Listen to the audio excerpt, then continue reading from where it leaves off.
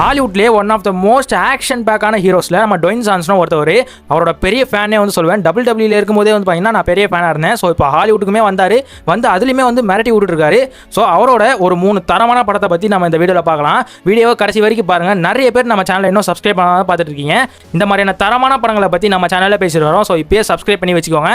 இப்போ லேட் பண்ணாமல் வீடியோக்குள்ள போகலாம். பொதுவாக நம்ம டுவைன் ஜான்சனை ஒரு ஆக்ஷன் பேக்கான ஹீரோஸாக தான் பார்த்துருப்போம். Like fast and furious, Jumanji இந்த மாதிரியான விஷயங்கள் தான் வந்து பார்த்துருப்போம். ஆனால் அவர் ஒரு சில டிஃப்ரெண்டான படங்கள் வந்து நடிச்சிருக்காரு.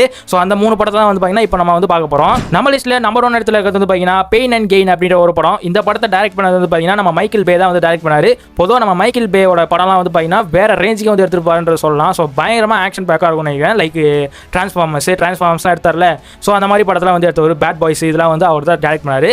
ஸோ இந்த படம் வந்து பார்த்தீங்கன்னா டோட்டலாக டிஃப்ரெண்ட் சொல்லுவேன். பேஸ் ஆன ட்ரூ இன்சிடென்ட்டை வச்சு இந்த படத்தை வந்து எடுத்திருந்தாங்க. மியாமியில் வந்து உண்மையாகவே இந்த மாதிரி ஒரு கிரைம் வந்து நடந்துச்சு. அதை பேஸ் பண்ணி தான் இந்த படமும் வந்து எடுத்திருக்காங்க. ஸோ படத்தில் 3 மெயின் கேரக்டர்ஸ் வந்து இருப்பாங்க. மார்க் வேல்பர்க், நம்ம டுவைன் ஜான்சன், அப்புறம் ஆண்டோனி மேக்கி. இவங்க 3 பேர் தான் வந்து பார்த்தீங்கன்னா இந்த படத்தில் ரோல் பிளே பண்ணியிருக்காங்க. ஸ்டோரி வந்து பார்த்தீங்கன்னா சிம்பிள் தான். நான் முன்னாடியே சொன்ன மாதிரி 1990வது காலகட்டத்தில் நடந்த ஒரு இன்சிடென்ட் தான். நம்ம மார்க் வேல்பர்க் இருக்கார்ல, அவர் வந்து பார்த்தீங்கன்னா ஒரு ஜிம் ட்ரைனராக வந்து ஒர்க் பண்ணிட்டு இருக்காரு. ஆனால் அவருக்கு ஒரு ஆசை இருக்கு, ஒரு பணக்காரன் ஆகணும் அப்படின்ற ஒரு ஆசையோட இருக்காரு. ஆனால் அவர் அந்த ஜிம்லேயே வேலை பார்த்துட்டு இருக்கனால அவருக்கு வந்து எந்த விதமான ஒரு இம்ப்ரூவ்மெண்ட்டே இல்லாமல் அவர் வந்து ஃபீல் பண்ணுற டைமில் அவருக்கு ஒரு கிரேசியான பிளான் ஒன்று தோணுது. ஒரு பெரிய பணக்காரன் ஒருத்தன் இருப்பான், அவனை வந்து கடத்தி அவன் கிட்ட இருக்க காசுல வந்து கொள்ளையடிச்சு நம்ம வந்து செட்டில் ஆகலாம் அப்படின்னு ஒரு பிளான் வந்து தோணுது. ஆனால் இவர் மட்டும் தனியாக செய்ய முடியாது.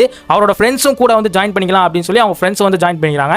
அதில் ஒரு ஆளாக தான் வந்து பார்த்தீங்கன்னா நம்ம டுவைன் ஜான்சன் இருக்காரு. ஸோ நம்ம டுவைன் ஜான்சன் வந்து பார்த்தீங்கன்னா அவருக்கு ஒரு பாஸ்ட் இருக்கு. அவர் வந்து எக்ஸ் கிரிமினலாக வந்து இருந்திருக்காரு. ஜெயிலுக்குலாம் வேற போயிட்டு வந்திருக்காரு.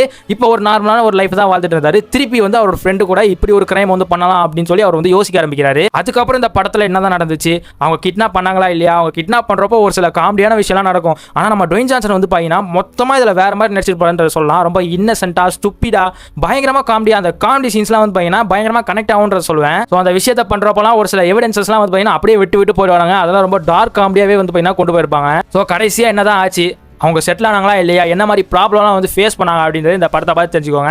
நம்ம டுவைன் ஜான்சனை பற்றி நம்ம பேசியாகணும். அவரோட ஆக்டிங் வந்து பார்த்தீங்கன்னா வேற லெவலில் இருந்துச்சுன்னு வந்து சொல்லுவேன். பொதுவாக நான் வந்து பார்த்தீங்கன்னா டுவைன் ஜான்சனை ஒரு ஆக்ஷன் பேக்கான ஹீரோ தான் வந்து பார்த்துருக்கேன், ஃபாஸ்ட் அண்ட் ஃபியூரியஸ் இந்த மாதிரி படங்களில். ஆனால் இந்த படம் வந்து பார்த்தீங்கன்னா டிஃப்ரெண்ட்டாக நல்லா ரொம்ப கன்ஃபியூஸ்டாக வந்து நடிச்சிருப்பாரு. அதான் ஒரு சில ரொம்ப காமெடியாக இருக்கவங்கள பார்க்கும்போது நமக்கு வந்து தெரியும்ல, அந்த மாதிரி அவர் வந்து ஆக்ட் பண்ணியிருப்பாரு. ஸோ நல்ல ஒரு ஃபீல் குட்டான படம் வந்து சொல்லுவேன். அமேசான் பிரைமில் இருக்குது, கண்டிப்பாக ட்ரை பண்ணி பாருங்க. தமிழ் டபுளுமே அவைலபிளாக இருக்குது. நம்ம லிஸ்ட்டில் 2வது இடத்துல இருக்கிறது வந்து பார்த்தீங்கன்னா ஃபைட்டிங் வித் மை ஃபேமிலி அப்படின்ற ஒரு படம். இந்த படம் வந்து ரொம்பவே இன்ஸ்பைரான ஸ்டோரின்னு வந்து சொல்லுவேன், எமோஷனலான ஸ்டோரின்னு வந்து சொல்லுவேன்.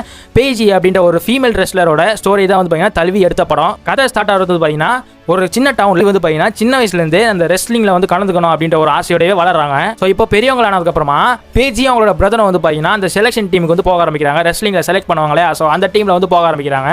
2 பேருமே வந்து பார்த்தீங்கன்னா கான்ஃபிடென்ட்டாக தான் இருக்காங்க. பட் அங்கே என்ன ட்விஸ்ட் அப்படின்னா நம்ம பேஜி மட்டும் தான் செலக்ட் ஆகிறாங்க, அவங்க பிரதர் வந்து பார்த்தீங்கன்னா செலக்ட் ஆகலை.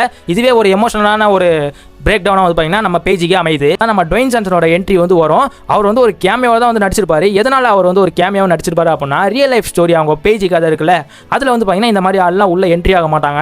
நம்ம டுவைன் ஜான்சனே வந்து பார்த்தீங்கன்னா இந்த ஸ்டோரியை வந்து பார்த்தீங்கன்னா ப்ரொடக்ஷன் பண்ணுவார். அவருக்கு இந்த ஸ்டோரி வந்து ரொம்பவே பிடிச்சி போயிடும். ஆக்சுவலாக ஹாலிவுட்டில் இப்படி ஒரு படம் வந்ததே நம்ம டுவைன் ஜான்சனால தான் வந்துச்சு.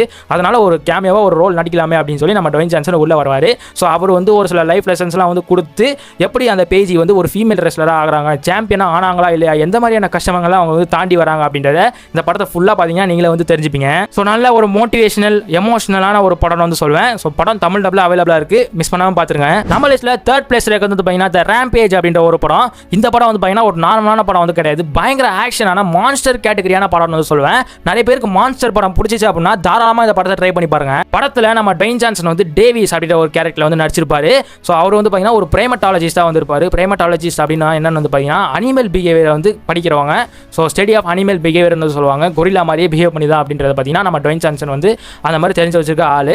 அவருக்கு வந்து பார்த்தீங்கன்னா ஒரு கொரில்லா ஃப்ரெண்டுமே வந்து இருக்கும். அது பேர் வந்து பார்த்தீங்கன்னா ஜார்ஜ். ஸோ அந்த ஜார்ஜ் குரங்கு வந்து பார்த்தீங்கன்னா பயங்கர இன்டெலிஜென்ட்டான குரங்குன்னு வந்து சொல்லுவேன். ஸோ ரொம்பவே ஃப்ரெண்ட் ஆயிட்டாங்க 2 பேருமே. அப்படி இருக்க சமயத்தில் ஒரு நாள் ஸ்பேஸ்ல நடக்கிற ஒரு எக்ஸ்பெரிமெண்ட் ஃபெயில் ஆனனால அதில் உள்ள கெமிக்கல்ஸ்லாம் வந்து பூமியில் உள்ள அனிமல்ஸ்லாம் வந்து அஃபெக்ட் பண்ண ஆரம்பிச்சிச்சு. அது வந்து பார்த்தீங்கன்னா ஒரு நார்மலான வைரஸே வந்து கிடையாது. அது பட்ட உடனே அனிமல்ஸ் எல்லாமே வந்து ஜெயிண்ட் சைஸ்ல மாற ஆரம்பிச்சிச்சு. அதில் குறிப்பிட்டு சொல்லணும் அப்படின்னா 3 அனிமல்ஸ் வந்து பயங்கர பவர்ஃபுல் ஆகி அந்த சிட்டியை வந்து அட்டாக் பண்ண ஆரம்பிக்குது. அதில் ஃபர்ஸ்ட் வந்து பார்த்தீங்கன்னா ஜெயிண்ட் உல்ஃப், ஜெயிண்ட் crocodile, அப்புறம் ஜெயிண்ட் கொரிலா. அது வந்து பார்த்தீங்கன்னா நம்ம ஜார்ஜ் தான் வந்து ஜெயிண்டிக்காக மாறி அந்த சிட்டியை வந்து அட்டாக் பண்ண ஆரம்பிச்சிடும். ஸோ இப்போ தான் நம்ம ஹீரோட ஆட்டமே ஆரம்பிக்கும். ஸோ அவர் ஒரு மிஷினை வந்து கையில் எடுக்கிறாரு. என்னன்னு வந்து பார்த்தீங்கன்னா அந்த மான்ஸ்டர்ஸ் முக்கியமாக நம்ம கொரிலா இருக்குல்ல, நம்ம ஜார்ஜ் இருக்குல்ல, அதை வந்து அடக்கி அவரோட கண்ட்ரோலுக்கு கொண்டு வர பார்ப்பாரு. அண்ட் இந்த வைரஸ்க்கு வந்து பார்த்தீங்கன்னா மாற்று மருந்து கண்டுபிடிக்க ஆரம்பிப்பார். அந்த சிட்டியை வந்து காப்பாற்றணும். ஸோ இந்த 3 மிஷினில் வந்து பார்த்தீங்கன்னா அவர் வந்து கையில் எடுக்கிறாரு. கடைசியாக அவர் வந்து என்ன பண்ணாரு, அந்த சிட்டியை வந்து காப்பாற்றினாரா இல்லையா, அந்த வைரஸுக்கு மாற்று மருந்து கண்டுபிடிச்சாரா இல்லையா அப்படின்றத இந்த படத்தை பார்த்து தெரிஞ்சுக்கோங்க. கிளைமேக்ஸில் ஒரு மான்ஸ்டர் ஃபைட் நடக்கும் பாருங்க. அப்பாப்பா என்ன மாதிரியான படம்ன்றீங்க. ஸோ மான்ஸ்டர் லவர்ஸ்லாம் கண்டிப்பாக அந்த படத்தை ட்ரை பண்ணி பாருங்க தான் சொல்லுவேன். ஸோ நிறைய பேர் இந்த படத்தை பார்க்காம இருப்பீங்க. தமிழ் டப்லையுமே அவைலபிளாக இருக்கு. என்னென்ன ஓடிடின்றதை நான் வந்து டிஸ்கிரிப்ஷனில் ஆட் பண்ணுறேன். ஸோ மறக்காம செக் பண்ணி பாருங்க. ஸோ காய்ஸ், இவ்வளோ தான் நம்ம 3 டுவைன் ஜான்சன் படங்கள். என்னடா இவ்வளோ தான் இருக்கா, இன்னும் சென்ட்ரல் இன்டெலிஜென்ஸ் இருக்கு, ஜுமான்ஜி இருக்கு, ஃபாஸ்ட் அண்ட் ஃபியூரியஸ் இருக்கு, இதெல்லாம் இருக்கேடா அப்படின்னு கேட்டிங்கன்னா ப்ரோ இது வெறும் பார்ட் 1 தான் ப்ரோ. பார்ட் 2 பார்ட் 3 இன்னும் நிறையவே வர ஆரம்பிக்கும். ஸோ அதெல்லாம் வேணும் அப்படின்னா இந்த வீடியோ ரீச் பொறுத்து தான் நான் வந்து பார்ட் 2 பார்ட் 3 வந்து அப்லோட் பண்ணுவேன். ஸோ இப்போ வீடியோ லைக் பண்ணி வச்சுக்கோங்க, உங்கள் ஃப்ரெண்ட்ஸுமே வந்து ஷேர் பண்ணிக்கோங்க. அந்த பார்ட் 2 பார்ட் 3 உங்களுக்கு தெரியணும் அப்படின்னா இப்போ என் சேனலை சப்ஸ்கிரைப் பண்ணி வச்சுக்கோங்க. ஸோ இந்த மாதிரி எந்த சேனலில் உங்களுக்கு படம் வேணும் அப்படின்றது பார்த்தீங்கன்னா கமெண்ட் பண்ணுங்கள். லைக் எந்த ஹீரோஸாக இருந்தாலும் பரவாயில்ல, எந்த மூவிஸாக இருந்தாலும் பரவாயில்ல, என்ன லாங்குவேஜாக இருந்தாலுமே பரவாயில்ல, நீங்கள் கமெண்ட் பண்ணீங்க அப்படின்னா நான் அதுக்கேற்ற மாதிரி மூவிஸை ரெடி பண்ணி நான் வந்து அப்லோட் பண்ண ஆரம்பிப்பேன். ஸோ உங்களோட ரீச் தான் வந்து பார்த்தீங்கன்னா, உங்களோட கமெண்ட் தான் வந்து பார்த்தீங்கன்னா என்னோட பூஸ்ட் மாதிரி. ஸோ கமெண்ட் பண்ணிட்டு போங்க. ஸோ இதே மாதிரி இன்னொரு தரமான வீடியோவில் பார்க்கலாம். Bye friends.